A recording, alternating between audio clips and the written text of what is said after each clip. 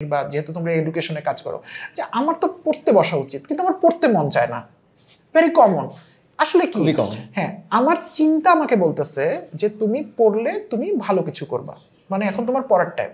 আর আবেগ বলতেছে যে এখন না পড়ে চলো গল্পের বইটা পড়ি অথবা খেলতে যাই অথবা ভিডিও গেম খেলি। আসলে কিন্তু ওর ভেতর চিন্তা এবং আবেগের দ্বন্দ্ব হচ্ছে, আর কিচ্ছু না। এবং আবেগ যেহেতু বেশি পাওয়ারফুল, সো আবেগ দ্রুতই চিন্তাকে ক্যাপচার করে ফেলতেছে, ও দ্রুত ভিডিও গেমের দিকে চলে যাচ্ছে। এবং ও কিন্তু ভিডিও গেম খেলছে মনে কিন্তু অশান্তি নিয়ে, যদি ওর ভিতরটা দেখা যেত তাহলে বোঝা যেত। কিন্তু বাবা মারা যখন রাগারাগি মারামারি করে না, ও তখন আরো স্ট্রিক্ট হয়ে যায় ওর আবেগের সাথে, পড়মু না কি করবা তুমি, এরকম করে ফেলে, তাই না? কিন্তু ওকে যদি তুমি ছেড়ে দাও, আমি আমার ছেলের ক্ষেত্রে এটা আমি দেখেছি, ওকে একটা সঠিক জিনিস করতে বলা হয়েছে ওটা করছে না, কিন্তু আমি দেখেছি ওর ভিতরে একটা অপরাধ বোধ কাজ করতেছে। হ্যাঁ, তার মানে ওর দ্বন্দ্বটা কিন্তু চলছে।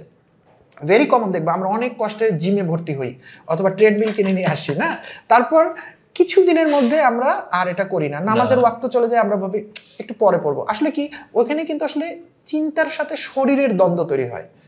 চিন্তা বলে যে যেহেতু আমি ওভারওয়েট, আমি প্রতিদিন যদি 5 কিলোমিটার দৌড়াই তাহলে আমার ওয়েট কমে আসবে। তাহলে কে পুড়বে, কাকে স্ট্রাগলের মধ্যে দিয়ে যেতে হবে? শরীরকে। এটা চিন্তাই কিন্তু বলে দিছে, এই জন্যই তো ডাক্তার বলে আপনি দৌড়াবেন, আর শরীর বলতেছে দৌড়ালে আমার কষ্ট হবে।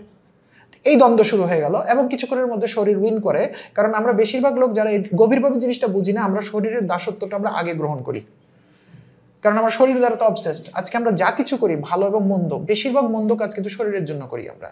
সেটা সেক্সুয়াল নিড হতে পারে, কি একটা আমার বাসায় দামি এসি লাগাতে হবে এই জন্য আমি একটু ঘুষের টাকা নিয়ে আসলাম বাসায়, কি আমি একটা ভালো গাড়িতে চড়বো এই জন্য অন্যায়ভাবে অন্যের